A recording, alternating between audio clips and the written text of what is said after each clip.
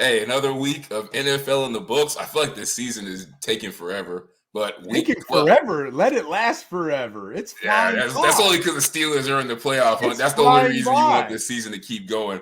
But you know how this goes. We're going to recap NFL week. So let's start where we normally start. Give me one player, performance, or storyline that you are not overreacting to. All right, I'm not going to overreact. Even as a Steeler fan, I'm not going to overreact to the This is Steelers. this is a lie. You are overreacting. When they put up all those yards, I can tell you had your little terrible towel out. You were doing backflips. So whatever you about to say, I know is not true. You It is definitely no. overreacted. This is true. I am not overreacting to the Steelers' offense putting up over 400 yards. I'm not. Like, it's only a story to begin with because it took 3 years for the offense to hit 400 yards again. I mean, that is absurd when you think about it, and it's because Matt Canada was basically so bad for the Steelers that this became a storyline. We still couldn't score points. I mean, we still didn't score more than 20. We still had dropped passes, missed throws. I mean, now granted, we looked much better, right, under what is it, Mike Sullivan and I think Eddie Faulkner. We looked much better under them than Matt Canada. So I don't even know who's calling the play. Do the Steelers know? Do the Steelers know? They have the running backs coach as the OC. They have the quarterbacks coach calling the plays. Do they even know who's calling the plays and running that offense? I don't know what combination they have, but 400 plus yards. I mean, they might as well keep it at this point. And that's fair. Like, listen, they still looked much better, but the defense, right, the offense of Cincy really couldn't get anything going.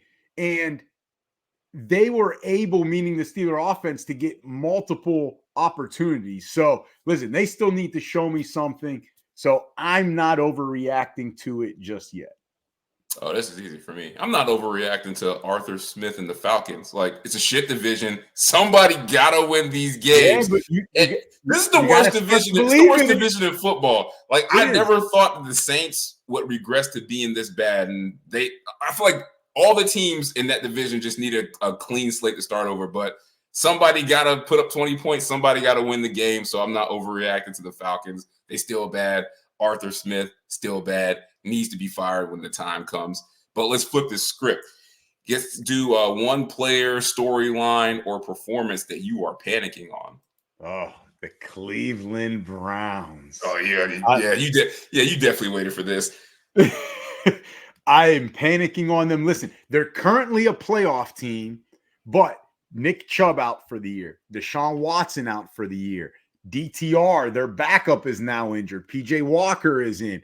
Myles Garrett, they said there's no structural damage done to the shoulder, but when it's never a good thing when a player says, I heard something pop, and that's coming from Myles Garrett. Now, he even said himself, he's played through a lot worse. He's going to be out there. He's going to give it his all. But JT, listen, he's the future of that franchise. He's the cornerstone of the defense. I wouldn't risk him getting further injured. But he's going to go out there. I just don't know if he's 100%. And listen, we thought and we knew this. But nobody at this point is 100% in NFL. Right. But we thought and we knew that the Cleveland defense could and would have to carry this team. And they have been. And they can. But now it's so much more difficult to do it in the NFL when you have no offensive support. Because they're getting no support at all. It's different when Baltimore – had Trent Dilfer. They had Jamal Lewis running. They had maybe the best defense on the planet. They had Jonathan, but they also had a great running game in Jonathan Ogden and a great offensive line, right? I don't see it with Cleveland in terms of the run game or any sort of pass game. I would be concerned now if I'm the Cleveland Browns because you're not getting a top 5 pick. You're not getting a top 10 pick. I don't know if you make the playoffs anymore. Yeah, and plus you still owe Deshaun like $500 million. So right, and he hasn't played for 2 years essentially. Yeah, I like it. The Browns, I worry about. I mean, Myles Garrett's going to play as long as he can walk. I don't want to admit this, but I'm panicking on the Dolphins as Super Bowl contenders. This is exactly what I was worried about. they just don't look like they can separate themselves from teams that are good on the road or teams that have good defenses. I just don't know what it is. Like, I love Tua to death, but I was worried about this when they turned the reins over to him. Is he going to be that quarterback that is elite? It takes us to the next level and he's carrying the team? Or do we have Kirk Cousins and we end up overpaying a guy where everything's got to be perfect around him? Like, Tyreek might be having the best season since Calvin Johnson, and I'm still not convinced that we're Super Bowl contenders. The defense is not playing up to where I thought it would. We just lost Jalen Phillips for the year with the Achilles injury. We have no pass rush. I mean, the secondary is great, but it doesn't matter if we can't put heat on the quarterback. And I think Mike McDaniel, I love him long term. He's getting a little too cute this year. Like, times where I think he should just be running it down teams' throats. He wants to get cute and pass it. And then I'm like, is the magic of him wearing off? Are teams catching up to him as far as his play calling tendencies? Whatever it is behind the scenes, I'm just not convinced that we are a Super Bowl favorite. Definitely not in the AFC where they got 4 or 5 teams that could be the number 1 seed. And I'm telling you right now, we ain't one of them. So until we do some things to change my mind, I'm panicking on us being Super Bowl contenders. So a couple things what you just said there. One, listen, Minnesota would and almost any team would love to have Kirk Cousins right now. So yeah, I mean, I would too after I saw what Josh Dobbs did last night. Quit knocking Kirk Cousins. He's been getting I'm not knocking Kirk and that's Cousins. Unfair. He's an excellent quarterback. What I mean by that is there are different tiers of franchise quarterbacks. There are quarterbacks that they take your team. They're the ones that are responsible for taking your team to the next level. And then there's some guys that if the mix is right, the team can be successful and elevate itself. Like, for instance, Joe Burrow, he could take a team to be in a Super Bowl. He's that type of quarterback. Mahomes, Jalen Hurts, like those guys, Josh Allen, I think he can be of those guys that can elevate a team. Whereas like a guy like Tua and Kirk Cousins, they kind of get caught up in the mix. And it's like, if everything is good and working around them, that's the reason that team is successful more than they're just this elite franchise quarterback. I'm not saying he's elite, but he gets a bad knock. He can be very successful, and he could do a lot of great things. He can, and so can Case Keenum. He got him to an NFC Championship game. I'm not knocking Kirk. I just ain't paying him the other thing, money. All right, the other thing I have a little gripe about what you said is, of course you do, because you love knocking Tua. And it's like, what else do you want? I'm not knocking Tua. Yes, you are. I've always said this. I don't think he's an elite quarterback. And that is where you could be wrong because you're saying. Is he top 10? He might be. I'd have to go right now. Is he top 10? Off the top of my head, I would say yes. 10. I would say yes off the top of my head. How could you not? He's not odds on favored, but he's in the top 10 of odds to be the MVP. No GM right now in the NFL is taking him amongst the top 10 quarterbacks to start their team. Well, that's another question for a That's the question. But we'd have to go through the list with a fine comb tooth we're moving on. You're wrong. Listen, he ain't not yet. You said it about the Dolphins. The defense isn't playing great. Where's the run game? Cheney is always getting hurt. Like, come on, man. Like, this is not all on Tua, and that's what you love to do because from day one you didn't like him. You don't want him to succeed. Look who's talking. You were all over Justin Herbert in that draft, so don't act like you were this big Tua fan. But I was at least optimistic. But I supported Tua as well. I do support Tua. I do support him. But the same thing that I told you 2 years ago still rings true. See, we're gonna find out. We're gonna find out about him because I don't want the Dolphins to get caught in that situation where. Is he an elite franchise quarterback, or are we going to overpay him to be our Kirk Cousins? Like, and that's exactly where we are. And I still don't know the answer. That's all I'm saying. We're not Super Bowl contenders. We're not Super Bowl favorites or contenders. All right, so let's talk about your boy, who somebody on this panel at one time was like, "Hey, man, preseason, this is the coach of the year." Since then, he's lost his job twice. That was a couple years ago. It was 2. He lost his job twice. So, of course, we got to talk about the Panthers firing Frank Reich. And not just him, the entire staff. Everybody's golden boy, Josh McCown, gets fired. And then our boy, who we love, he just always gets caught in the wrong place at the wrong time. Deuce Staley. Shout out to Deuce, man. You deserve better. But basically the trio is gone. I don't even know what to say about this. So the first thing I want to ask you, was it the right move by the Panthers to fire this entire staff and move on? Not even 1 year into their tenure. Well, I'm interested to see the comments by our in-house resident Carolina Panther expert, Mike Regina. He may not have backflips. Listen. We tried to get him on the show. He's the hardest working guy I know. I mean, he's writing briefs, he's answering appeals, he's taking phone calls from clients. So we couldn't get him on. Studio and he's doing our remix. Exactly. He's doing it all at once.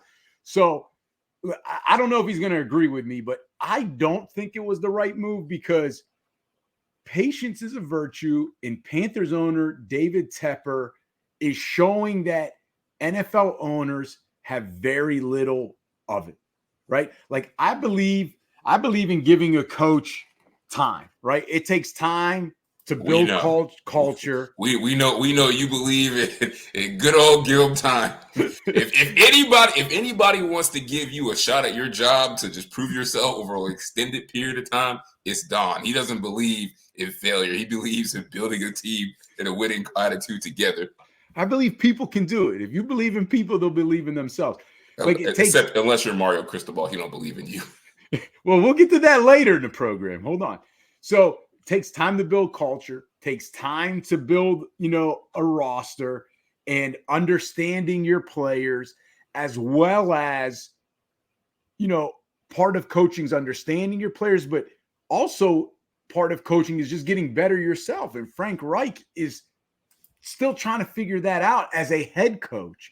So, I didn't like it and I don't like it. Listen, if you believe without a doubt he's the wrong guy for the job, 11 games in, then fine, fire him. But I have two questions if David Tepper and Carolina, the ownership group believes that. One, all right, after only 11 games with a rookie quarterback in a talent-deficient roster, how can you be that certain that he's done that bad of a job and he's not the right guy for the job? And then two, if that part is true and you still believe, hey, he's definitely the wrong guy, even with the rookie quarterback, talent-deficient roster, then if that's true, then whoever is making the decisions for the Carolina Panthers to hire head coaches, shouldn't they be held accountable? Because you went Matt Rule, and now you can't even get through a whole season with your next head coach and Frank Reich when you had a guy in Steve Wilkes that went 6-6 down the stretch. But you move on from that guy, so you basically had three coaches in a span of a year. You can't get any of them right, even though you may have had Wilkes in-house there. So where's that person? It wasn't Frank Reich. He didn't hire himself. He didn't fire Matt Rule. So who's being held accountable here? And if it's all David Tepper, well, then that's where he needs to look in the mirror and should have given more time to Frank Reich. I know Frank Reich's your guy, and I think this question is really complicated. And I mean, shout out to Frank Reich. All of a sudden now he's the Sam Bradford of coaching. Like the Colts fired him. I think they still owe him like $30 million plus until 2026.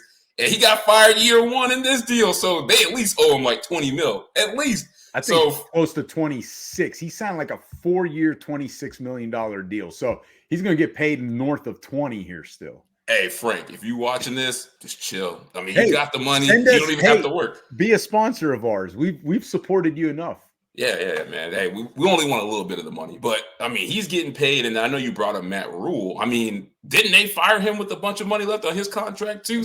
They must have.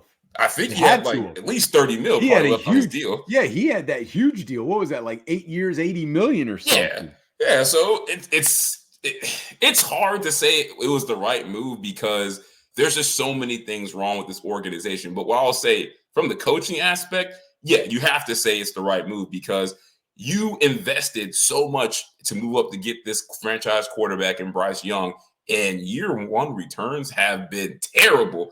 The year one returns in coaching have been so bad that if they would have kept him any longer, this job would not be attractive because Bryce Young would have kept getting worse and worse and worse. And this is what people are worried about. Frank Reich, there are people who don't think he's that great of a coach. He got lucky, with his run at one point. McCown had never really coached at the NFL level before, and people warned about this. Don't hire him. because you need experience and work your way up. So that whole staff just looked totally inept.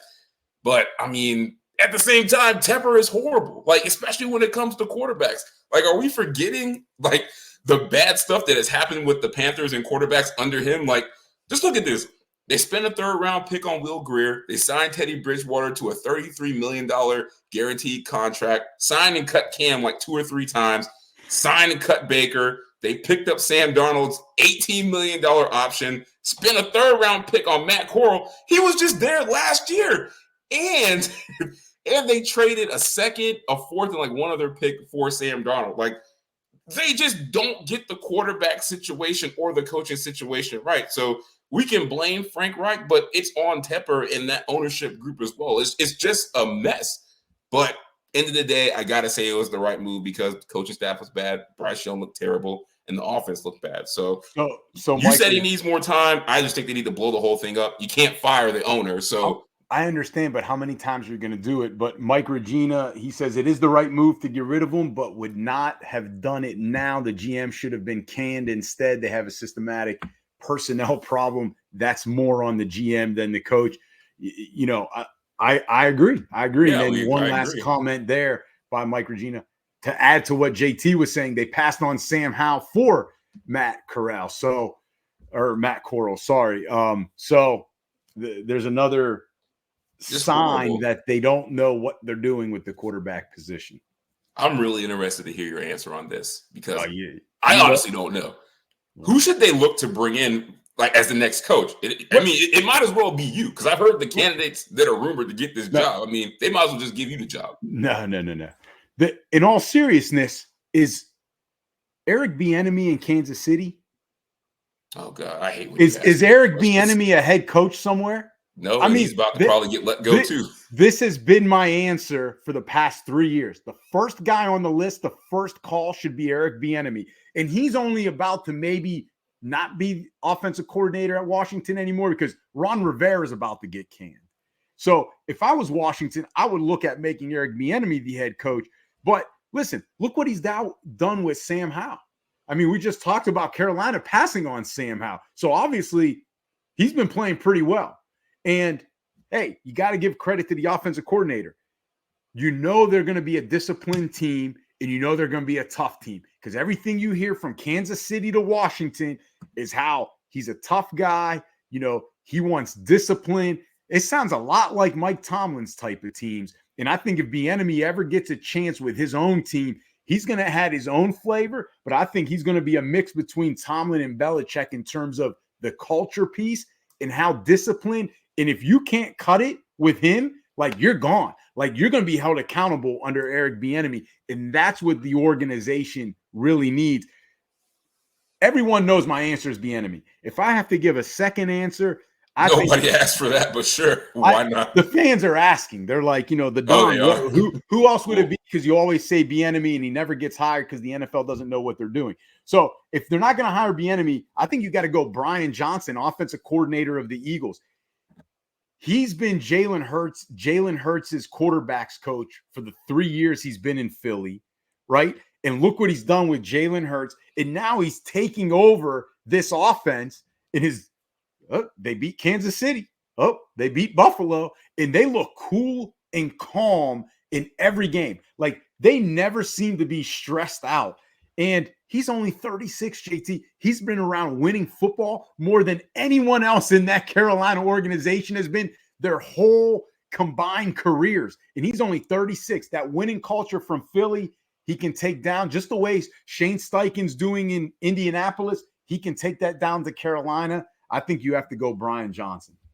It's funny that the two guys you gave as guys you like to see get this job is exactly what I think is wrong. Because this Carolina job is so bad that this is probably going to go to a black coach. Like the Rooney Rule will be fulfilled in the offseason because the Panthers it's a dumpster fire. Like the quarterback is someone no one believes in. I don't think they don't have any draft picks to rebuild this roster, and I'm pretty sure they're going to be strapped for cash between all the coaches that they're firing. So if I had to pick a coach, I don't want Bieniemy to take this job because I feel like it's a bad job. Johnson, maybe. Realistically, who I think they'll probably hire is someone outside the box that we're not thinking. I hear like Greg Olson's like a guy that's, swirling around. David Shaw could be a type of guy. I think they go and get somebody that's a retread that they think is safe. Who knows? Maybe Ron Rivera comes back. I mean, I honestly want them to hire somebody that can develop Bryce Young. And if it doesn't work out because Bryce Young is actually not good, that could get a second chance to coach again or another chance to coach in the NFL. So whoever those types of coaches are, the Jeff Fishers types of coaches that are out there that can come in and, right the ship with culture, those are the guys that I think they should hire. Let me ask you this. Is it Steve Wilks? Because that's a rumor. That's a rumor. Why not? I mean, he's familiar. He's good on defense. That's probably going to be the strongest part of that team when he comes in. I mean, why not? I mean, at least I know he'll have the guys ready to play, and he's no nonsense.